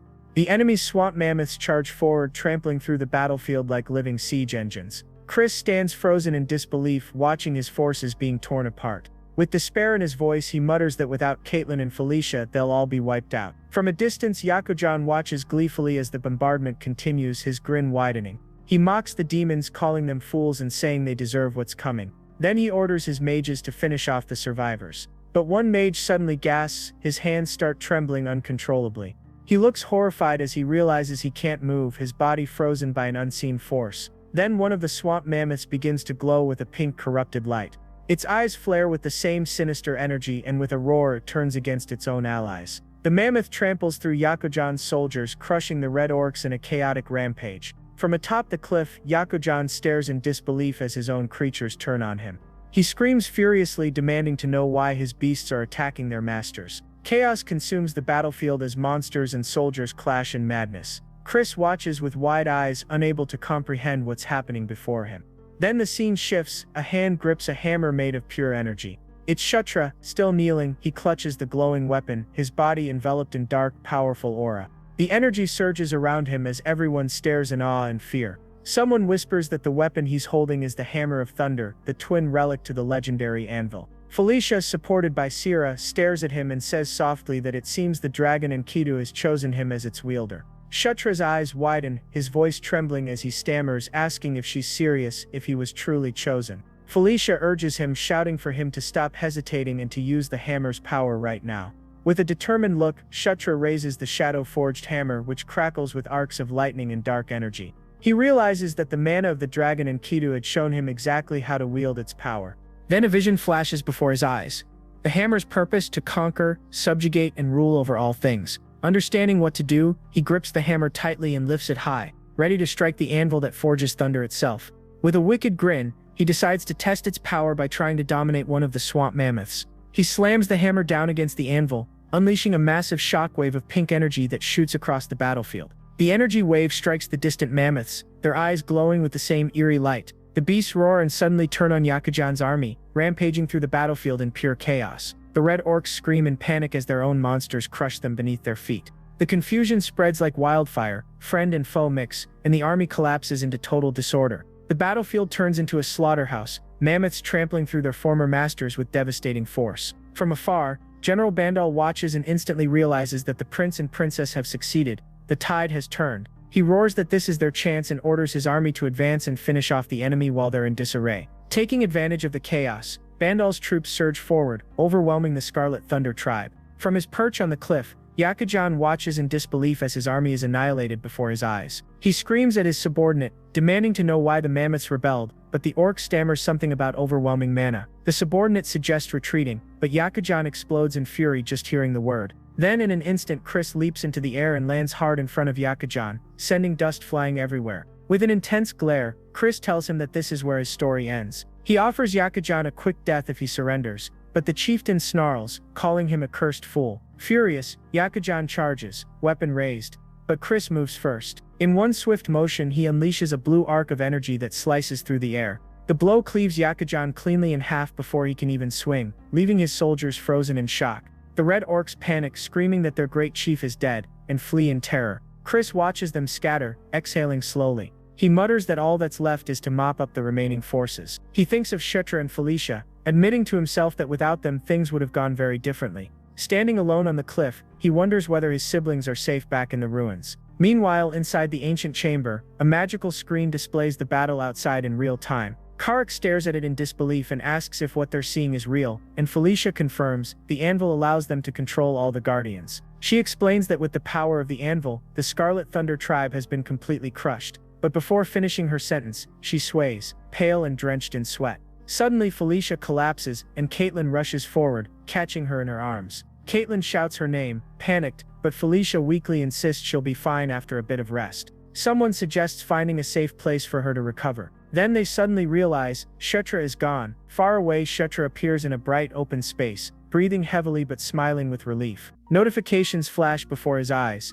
3 level ups at once. He blinks, surprised by how much experience he gained, wondering if it's because of Enkidu's artifact. Another message pops up, his conquest ability has leveled up, leaving him puzzled.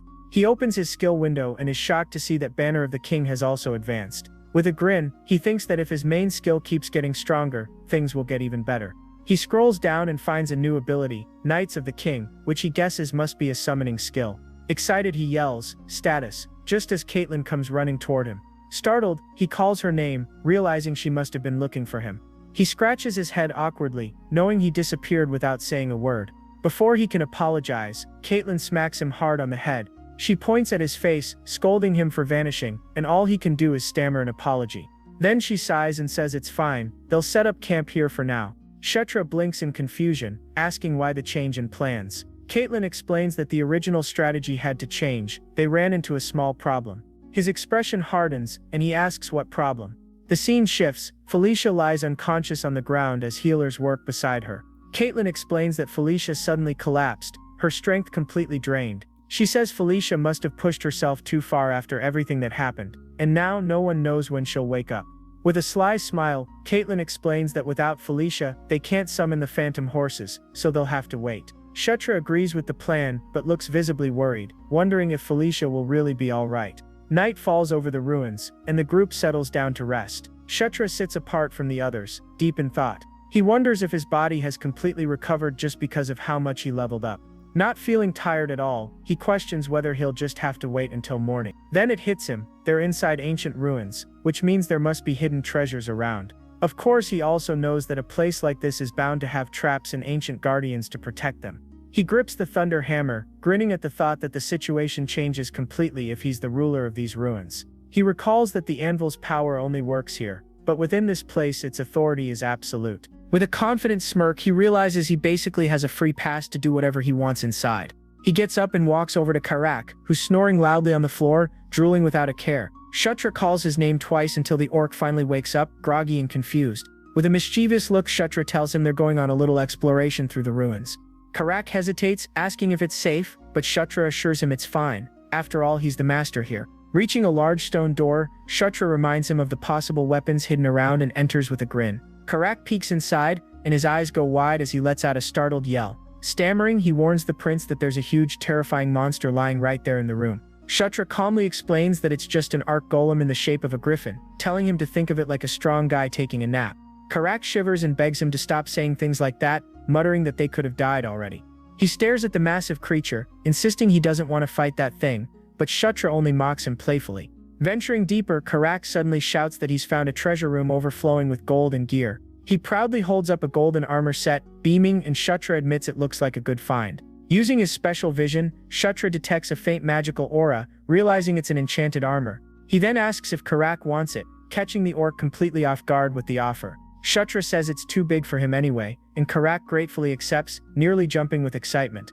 The prince starts picking up some old coins, deciding it's best to stash all useful items in his inventory. He tells Karak to grab whatever else he finds valuable while he checks the rest of the chamber. Approaching a specific chest, Kshetra kneels and opens it, curious to see what special item might be inside. But suddenly a strange glow flares at the back of the treasure room. He turns around, and freezes as he sees pink energy seeping from what looked like a normal wall. The wall splits open, revealing a bright, hidden passage. His eyes widen, he's just found a secret area. Excitement floods through him as he rushes forward without a second thought. He passes through a long corridor and steps into a vast open chamber bathed in a pulsating pink light. In the center of the room, something hovers above a pedestal, surrounded by waves of powerful, sinister energy. He stares in disbelief as a vision flashes before his eyes. A red armor and a familiar, ancient presence. He immediately recognizes the mana in the air. It's the gauntlet of Enkidu, the legendary artifact known as the Earth Shaker. Standing frozen, he watches the gauntlet floating at the pedestal, radiating pure power. He feels his conqueror's aura resonating with it, connecting instantly to the relic. Drawn by the energy, he walks forward slowly, as if hypnotized by the gauntlet's call. Reaching the pedestal, he extends his hand and touches it gently with his fingertips. Immediately a flurry of error messages appears, warning that all his stats are insufficient to equip it. He's stunned, realizing he might still be too weak to wield such a powerful artifact. Then the gauntlet begins to glow, reacting to his presence. Pink light swirling violently. A deep, ancient voice echoes through the chamber, granting permission. A new notification appears. The gauntlet of Enkidu has recognized him as its new master. Confused but awestruck, he watches as the gauntlet shines with golden light, releasing bolts of lightning. Another message pops up, user changed Kshatriya. Before he can react, he's engulfed in radiant energy. With a focused expression, he feels the power surging through him, mana and strength intertwining in his veins. He realizes he's been acknowledged by the artifact itself. A quick glance at his status window shows +10 to strength, mana and stamina. Looking at his boosted stats, he lets out a disbelieving laugh.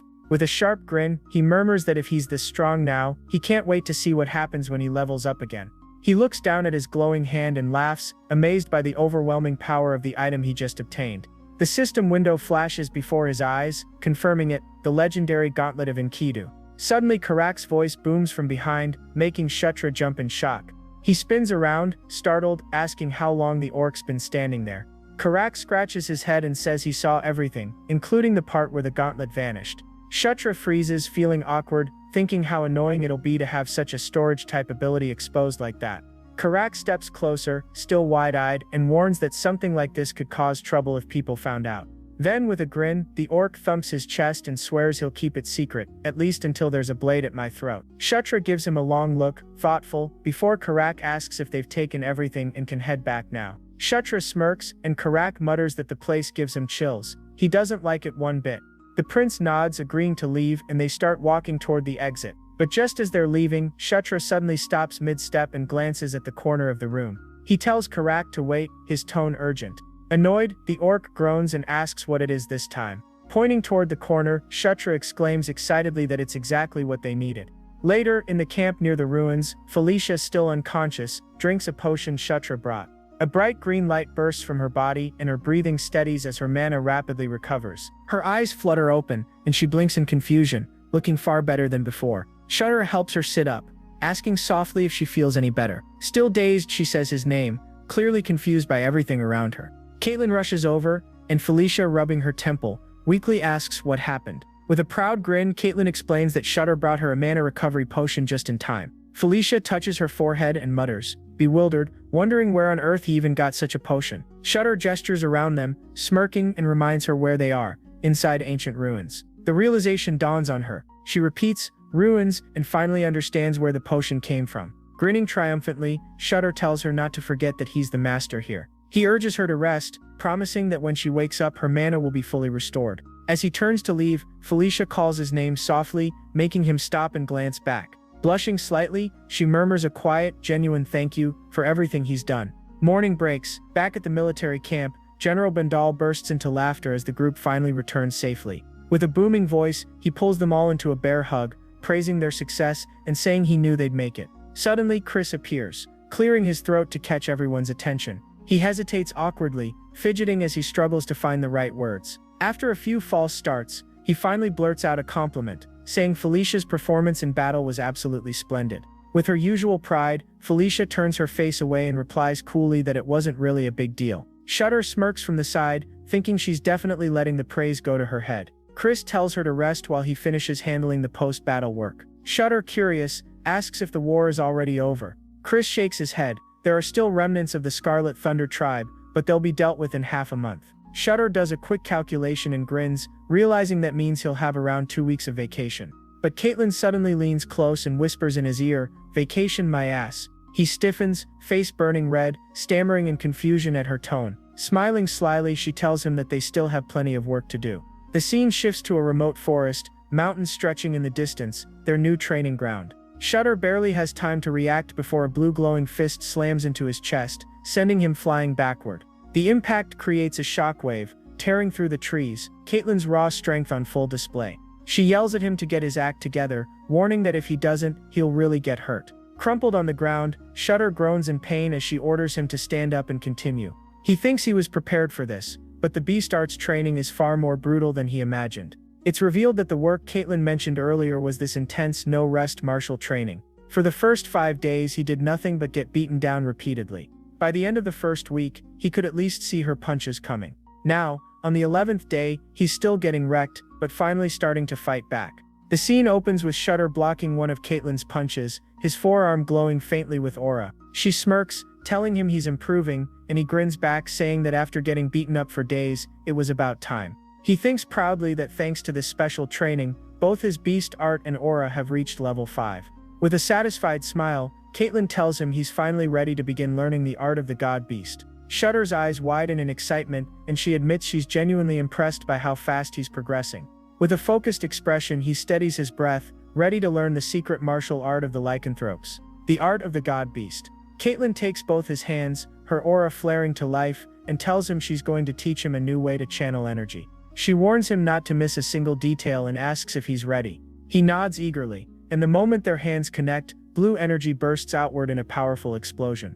The air vibrates as their auras merge, swirling violently around them. Shutter feels her guiding his energy, realizing it's similar to the beast art, but deeper, more complete. In an instant, he's floating in a void of light, understanding that aura is the energy of life itself, and when pushed to its limit, it becomes dominion. His aura expands like a living flame, and he wonders if this is the true form of power he's been chasing all along. 2 system notifications appear before his eyes. Both aura and beast art have leveled up again. Caitlyn watches him in awe, telling him what he just did was absolutely incredible. She cheers as another message flashes. New skill acquired, Art of the God Beast LV. One Shutter looks at his glowing hand, thinking about his 2 ultimate sources of strength, the art and the gauntlet. He clenches his fist, releasing a wave of energy that ripples through the air and fades. Then another notification appears, level up, LV.14 reached. Grinning, Shutter declares that his real journey is only beginning, while from afar General Bandal silently observes. The next morning, back at camp, Shutter and Caitlyn sit at a wooden table, having breakfast. Breaking the silence, Shutter asks her something he's been wondering, about their older sister, Felicia. He goes straight to the point. Why is the atmosphere between her and Chris so tense? Inwardly, he thinks that if he wants to draw Felicia to his side, he needs to understand this rift, because it could become a problem later. Caitlyn sighs, explaining that they don't exactly hate each other, but there's definitely a strange distance between them. She insists there was never a big fight, yet something changed after an incident involving Chris and Sylvan.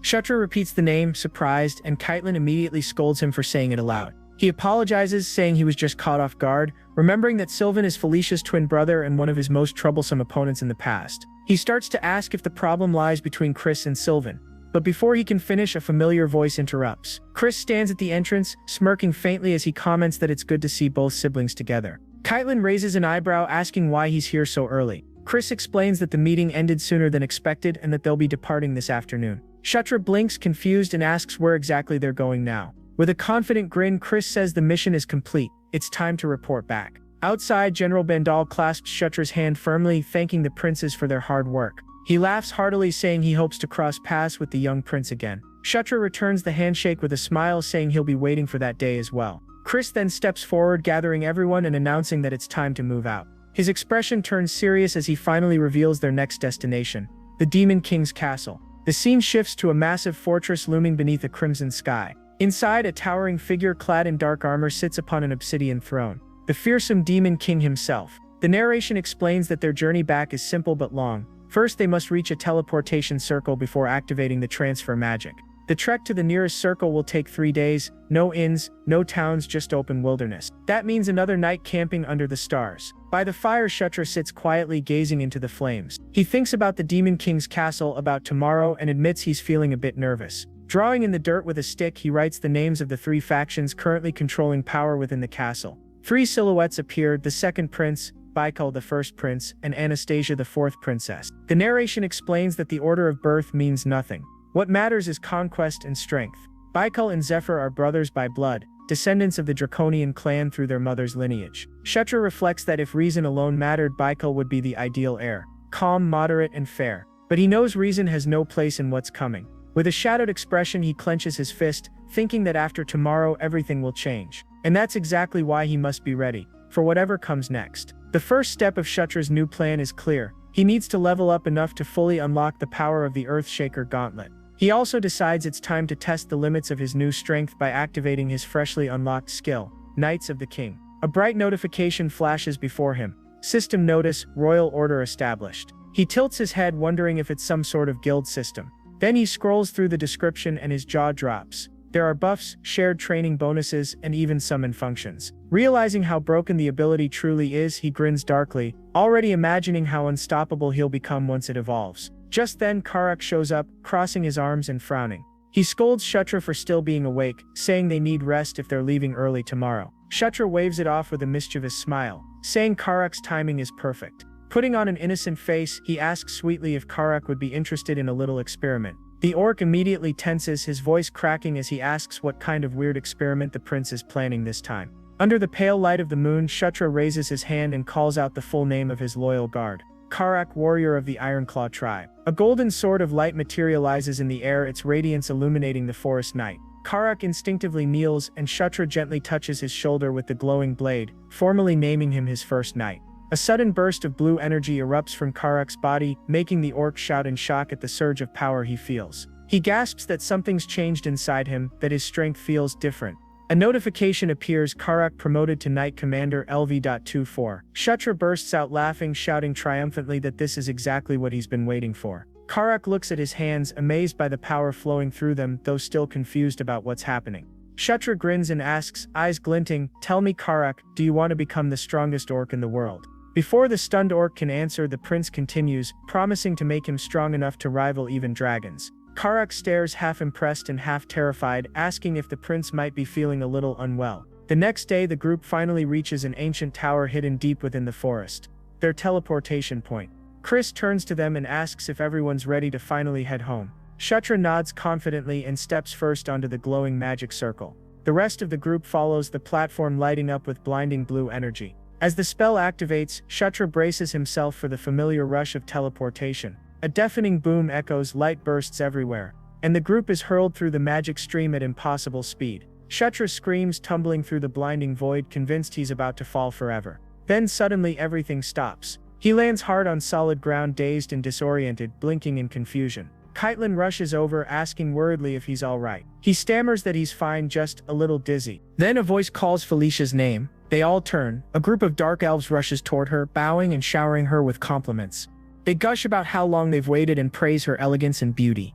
Felicia crosses her arms, exuding confidence, surrounded by her loyal followers like a celebrity idol with her fan club. Watching from the side, Kshatriya wonders if these are her subordinates or actual fans. Meanwhile, a pack of lycanthropes greets Chris and Caitlin, welcoming them back warmly. Kshatriya jokes that nobody's here for him, but then catches dark elves whispering as they glance his way. He and Kurik exchange puzzled looks. The attention feels odd. Observing the groups from a distance, Kshatriya finally realizes just how low his standing in the Demon King's castle really is. But instead of frustration, he smirks. It's fine, it's all part of the plan. He turns to Kurik with a serious look. This is where it begins, he says. We'll change everything, one step at a time. Cut to their assigned quarters, a dusty, crumbling room filled with cobwebs. Kurik sighs, suggesting they unpack, while Kshatriya sits on the creaky bed, grateful they even have a room. He mutters that free time here is basically the same as being left to rot.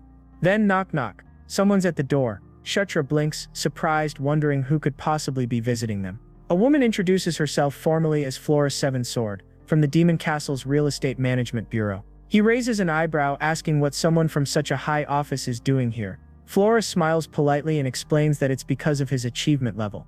She informs him that due to his rising merit, he now has the right to choose a personal residence. Kshatriya stares, speechless, completely shocked by the news. The scene cuts to another office, where a woman in glasses introduces herself as Isabella, head of the Public Merit Administration. Kshatriya asks if this is where he can claim his new home. Isabella nods, conjuring a shimmering holographic display before him. The screen shows his updated record, merit level 5, with a monthly stipend increased to 500 gold.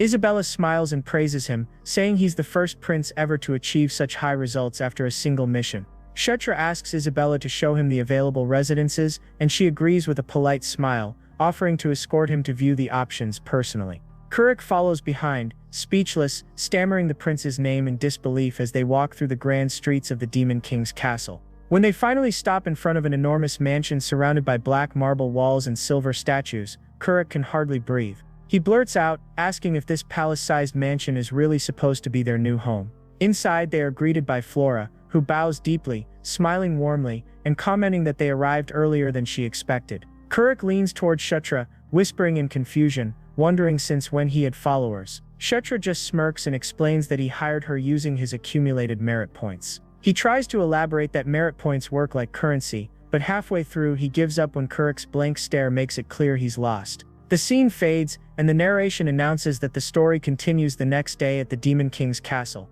Kuruk, dressed sharply in a dark ceremonial uniform, fidgets and mutters that he needs to use the bathroom. Kshetra sighs, telling him to just go, then admits that hearing that somehow made him nervous too. Moments later, Caitlin appears with a cheerful tone, complimenting them both, saying they look incredibly sharp and dignified. Felicia joins in with a smug expression, proudly claiming she picked their outfits. Caitlin chuckles and praises her older sister's impeccable taste. Felicia tilts her chin up, satisfied, saying that all her effort clearly paid off. Then Caitlin turns to Kshetra, smiling brightly, telling him he looks amazing, the outfit suits him perfectly. Caught off guard, Kshetra blushes and stammers a thank you, awkwardly adding that the two of them also look absolutely stunning.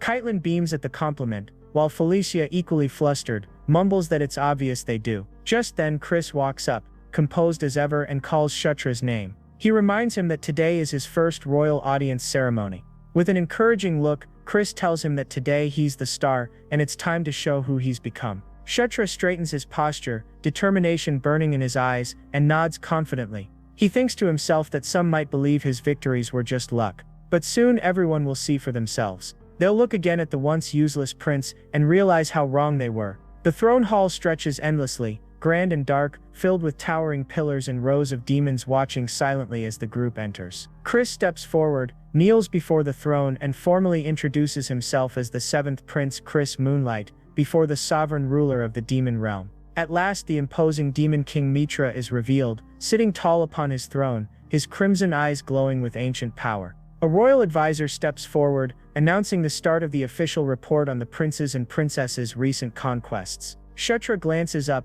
his heart pounding. He reminds himself that Mitra, the Demon King, his father, is not someone who can ever be underestimated. Just standing in his presence feels like being crushed beneath an impossible weight. Suddenly his vision flashes, the golden goddess appears once again, whispering for him to conquer. Power surges through him as golden light erupts from his body, fighting against the suffocating aura pressing down on him. The hall trembles as Kshetra's aura of dominion flares, radiating across the floor. Mitra narrows his eyes slightly, clearly noticing the surge of power, his expression shifting, just barely, from cold to intrigued. Then, in a deep voice that echoes across the hall, the Demon King calls Kshetra by name. The entire audience gasps. Felicia, Chris, and Caitlin stare in shock as their father personally addresses him. Still kneeling, Kshetra lifts his head, eyes wide, meeting the gaze of the mighty ruler for the first time. And then Mitra, the Demon King, speaks, his voice calm but resonant. I shall look forward to witnessing your future conquests. That's it for today, everyone. If you enjoyed the video, don't forget to leave a like and a comment so we know you want to see the continuation. With that said, see you in the next video.